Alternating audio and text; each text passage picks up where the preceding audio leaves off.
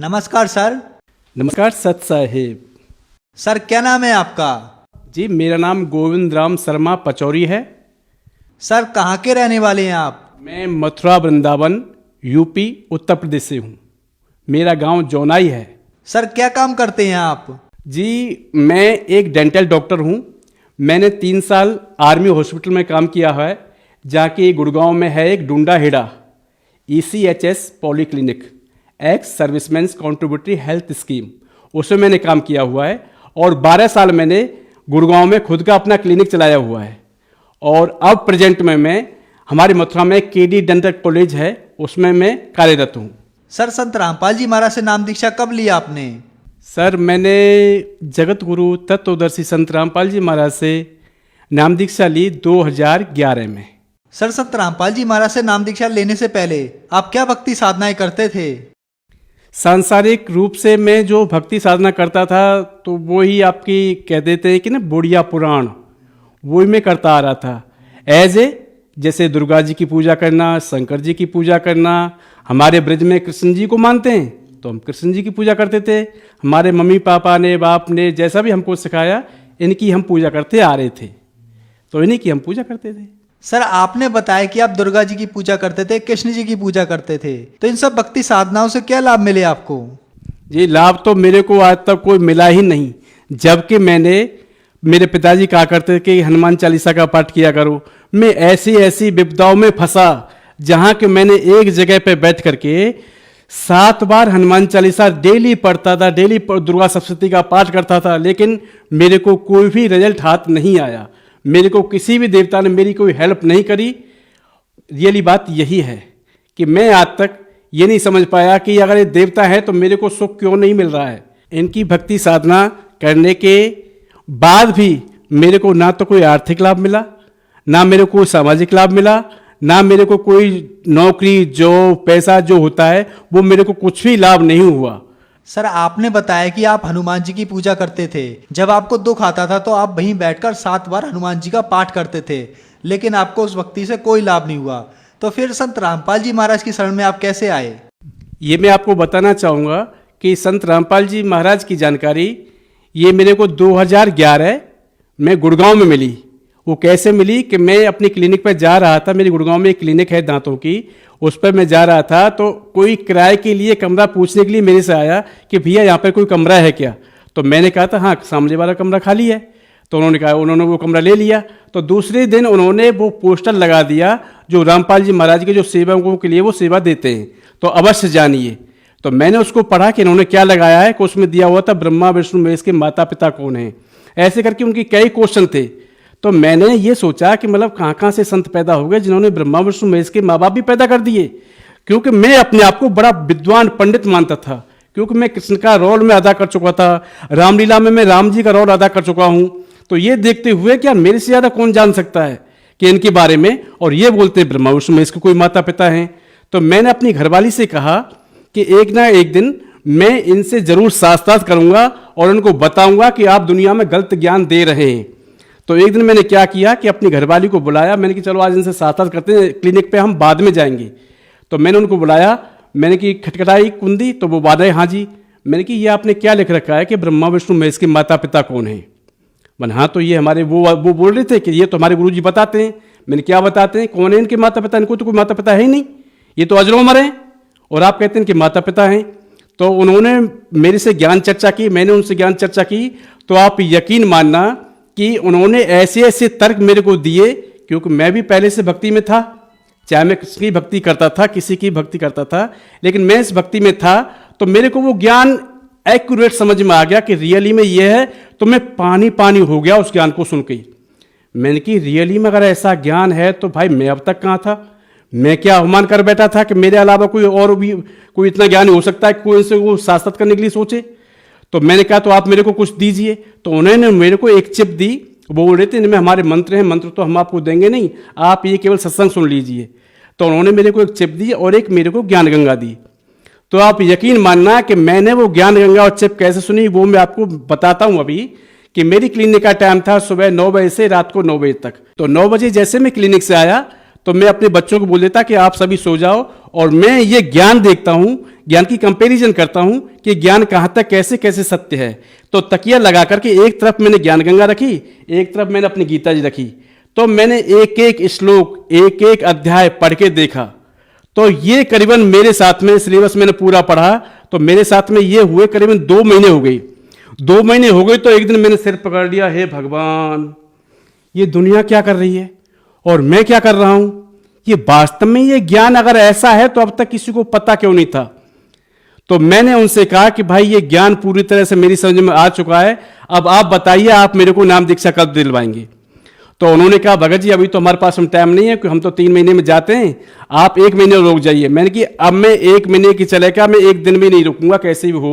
तो मैं अब अपनी घरवाली को मैंने बताया कि भाई देखो भगवान ये है तो ये कबीर साहब भगवान है, गुरु हैं तो गुरु दुनिया में अगर कोई है तो संत रामपाल जी महाराज हैं, ज्ञान है तो ज्ञान ये है। तो मैंने अपनी घरवाली को बताया तो बोल रही थी कि कोई बात नहीं, आपने इतनी मेहनत करी है 2 महीने, आपने पेज पलट पलट के और आपने इतना बता रहे हैं, तो मैं आप पे विश्वास करती हूँ और आप उन पे विश्वास करते हैं, तो मैं भी आपके ही साथ नाम दीक्षा लूंगी। मैं तो फिर हो जाता यार। फिर तो हम क्या हुआ, दूसरे दिन हम वहां पे बरबला आश्रम में हम गए। तो बरबला आश्रम में हम गए तो वहां पर जाकर के मैं सोच रहा था कि भाई कहाँ मैंने दुनिया से पैर छुआए हैं, कृष्ण का रोल मैंने किया था, मैंने दुनिया से पैर छुआए और अब मैं किसी के पैर छूऊंगा? मैं इतना बड़ा अपने आप को पंडित मानता था। तो ये देखते हुए तो मैं वहां पर सो गया तो फिर थोड़ी देर सोचो मैंने कि मैं दुनिया को क्या देखूंगा, क्योंकि मेरे अंदर अगर कैंसर हो गया तो उसका दुख तो मैं ही भुगतूंगा। इसलिए मैंने कि चलो नाम दीक्षा ले ही लेता हूं। तो मैंने परम संत तत्वदर्शी संत रामपाल जी महाराज से प्रथम बार उनसे नाम दीक्षा ली, दंडवत प्रणाम किया। उस परमात्मा स्वरूप मेरे सतगुरु रामपाल जी महाराज ने मेरे ऊपर कृपा करी और मेरे को नाम दीक्षा दी। सर, संत रामपाल जी महाराज से नाम दीक्षा लेने के बाद आपको क्या लाभ मिले? देखो, अगर आप लाभ वाली बात करते हैं तो मेरे को तो दिन प्रतिदिन लाभ हो रहे हैं, क्योंकि दुनिया में सांसारिक रूप से अगर देखा जाए तो सबसे बड़ा लाभ वो है जो मेरी आत्माएं प्रफुल्लित होती हैं उस परम पिता परमात्मा का नाम लेते हुए, और मेरी आत्मा गदगद हो जाती है वो नाम दीक्षा सुन के।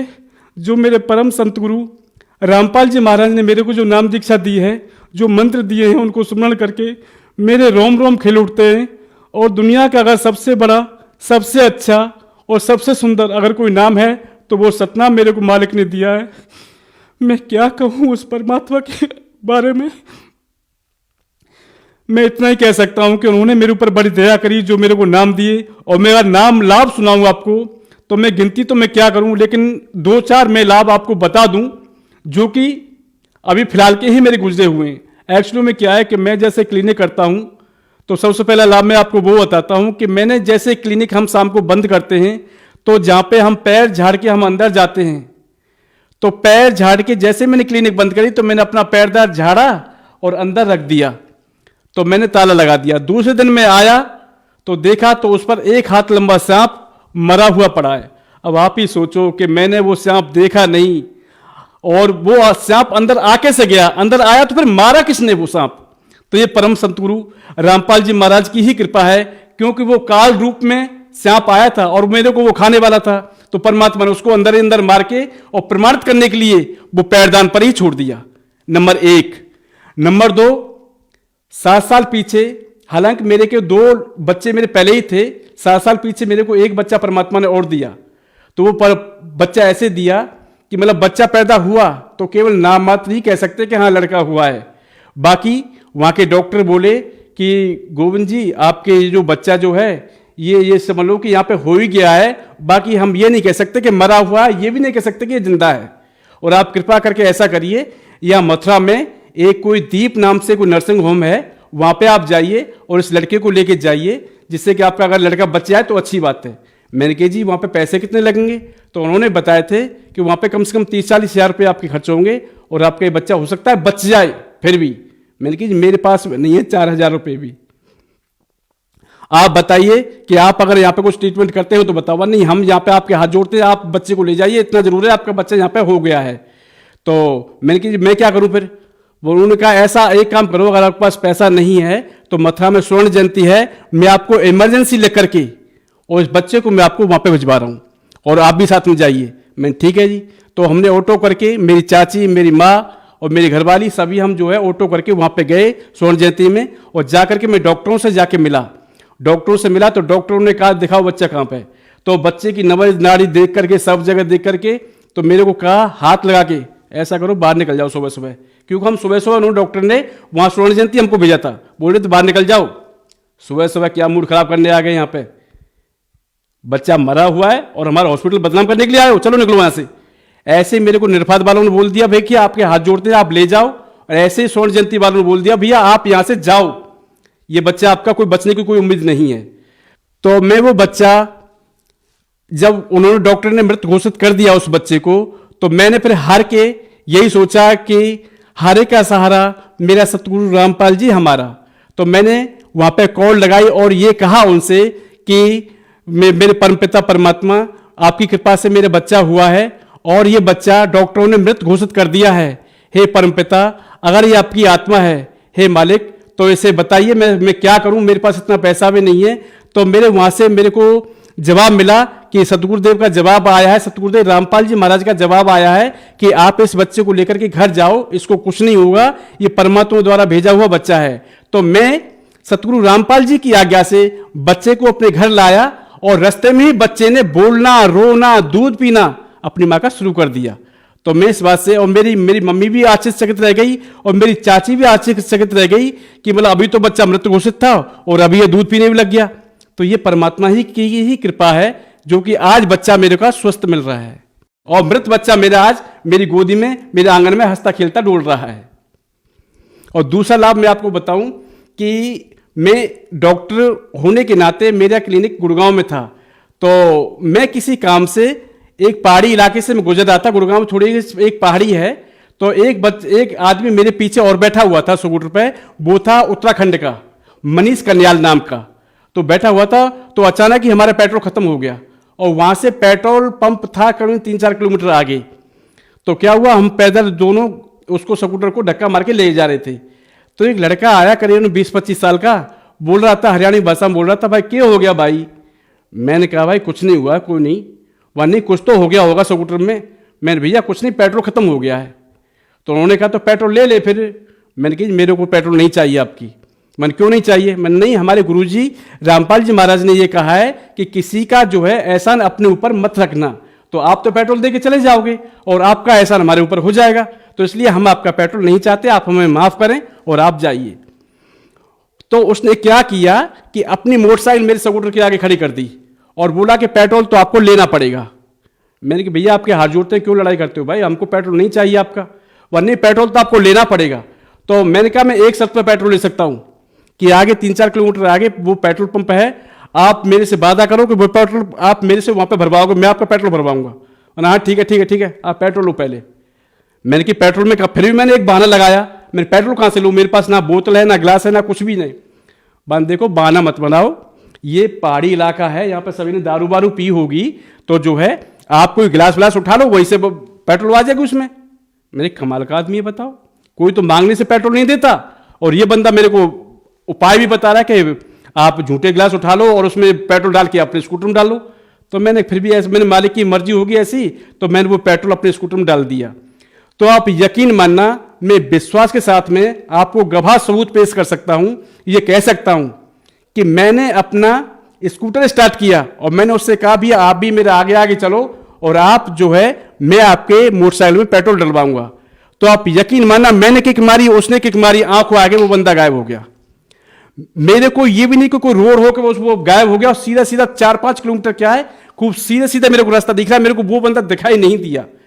तो मैं तो नहीं कहता, लेकिन मैं उससे पहले मेरे पीछे वाले ने ही बोल दिया कि गोविंद जी आप कभी कभी अपने गुरु की चर्चा करते हो रामपाल जी महाराज की, तो मैं दावे के साथ कह सकता हूं कि यह बंदा रामपाल जी ही थे जो आपकी हेल्प कर गए और आपको जबरदस्ती आपको पेट्रोल दे के गई।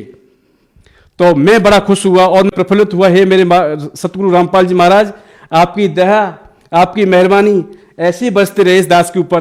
तो ये मेरे को लाभ हुए।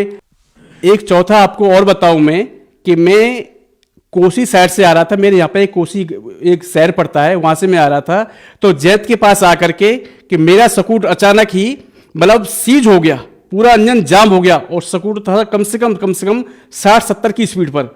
तो ये परम सतगुरु रामपाल जी महाराज की कृपा ही है कि मेरे को खरोच तक नहीं आई। और ऐसे में आपको क्या लाभ बताऊं कि एक मेरे गांव के ही हैं जिन्हें मैं मेजर साहब कहता हूं, जिनका नाम जो है सुनील है, तो वो मेरे पीछे बैठे हुए थे। तो हम वृंदावन जा रहे थे, तो एक रास्ते में गटर था, मेरे को पता नहीं था। तो उन्होंने बताया कि गोविंद जी आप स्कूटर धीरे धीरे चलाओ। मैंने कहा ठीक चल रहा है। तो अचानक ही वो गटर आ गई। तो उन्होंने कहा गटर आ गई। तो आप यकीन मान लेना, मेरे को नहीं पता वो स्कूटर कैसे मुड़ा।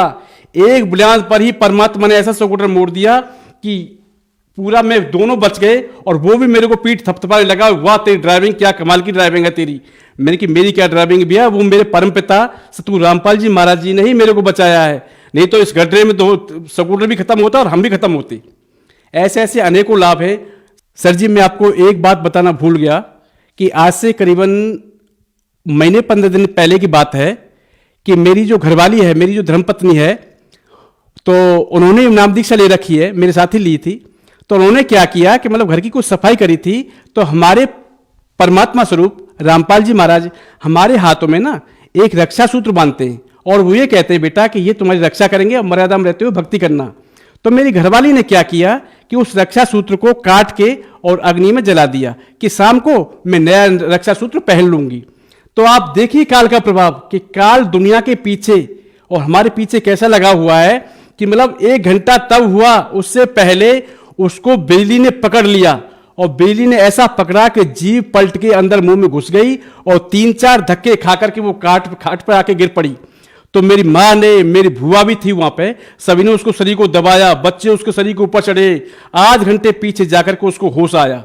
तो आप सभी से मेरी ये प्रार्थना है कि आप भी अनर्गल सेवा, अनर्गल भक्ति ना करके उस परम सतगुरु रामपाल जी महाराज का नाम उपदेश लीजिए। और जैसे मेरी पत्नी को परमात्मा ने बचाया था, आपके ही परमात्मा ऐसे ही सारे काम सारेगा, ये मेरा अनुभव है। सर जो श्रद्धालु आपको देख रहे हैं, आप उन्हें क्या संदेश देना चाहेंगे? मैं संसार को यही संदेश देना चाहता हूं कि जैसे मेरा बच्चा काल के मुंह से मेरे सतगुरु रामपाल जी महाराज ने बाहर निकाला है, ऐसे ही आपके बच्चे हो, कोई कार्य हो, आपका कोई केस हो, कोई कैसा भी कैंसर हो, आप एक बार मेरे सतगुरु रामपाल जी महाराज को आजमा के देखिए, सत भक्ति करिए और दिल लगा के करिए, आपके सारे काम सफल होंगे। ये मैं दावा के साथ में कहता हूं क्योंकि मैंने ये सतगुरु रामपाल जी महाराज आजमाए हुए हैं और ये 101% ये खरे उतरे हैं उस पर। क्योंकि मेरे से ज्यादा ये मैं इतना कह सकता हूं कि मेरे परिवार में इतना कोई नहीं जानता होगा जितना कि रामकृष्ण के बारे में, दुर्गा के बारे में मैं भक्ति करता था। लेकिन जैसे मैंने इनका ज्ञान पढ़ा, जो मेरे को मिला, तो मैंने कहा एक बार आजमा के देखूं। तो आप यकीन मानना दुनिया वालों कि मैंने परम सतगुरु रामपाल जी महाराज को आजमा के देखा है तो 101% वो सोने जैसे खरे निकले। तो आपसे मेरी यही प्रार्थना है कि आप एक बार मेरे सतगुरु द्वारा जो एक पुस्तक बनाई हुई है ज्ञान गंगा, उसको आप तोल मोल के देखो कि उसमें क्या है। कहीं कोई एक श्लोक की भी गड़बड़ी आप बता दो, कोई एक अध्याय की भी कोई गड़बड़ी आप बता दो, किसी अर्थ की भी आप कोई गड़बड़ी बता दो, तो आप मेरे को बताओ। क्योंकि मैं भी मेरे परमात्मा स्वरूप रामपाल जी महाराज की शरण में 8 साल से हूं, मेरे को कोई गलती दिखाई नहीं दी। आप आज पढ़े लिखे हैं, आप खुद देख सकते हैं। आप दुनिया की बातों पर ना जा करके आप ये देखें कि कम से कम एक किताब की तरह पढ़ के देखें। ये मत कहें कि आप मैं गुरु ही बनाऊंगा, गुरु बाद में बनाना, पहले आप ज्ञान पढ़ के देखो। गुरु तो आप अपने आप बनाओगे अगर आपने ये किताब पढ़ ली, तो ये मेरा चैलेंज है। लेकिन दिल लगा के अगर आप किताब पढ़ेंगे तो 101% आप यही गुरु बनाएंगे, यही भगवान मानेंगे, यही ज्ञान मानेंगे। सर संत रामपाल जी महाराज से नाम दीक्षा कैसे ली जा सकती है?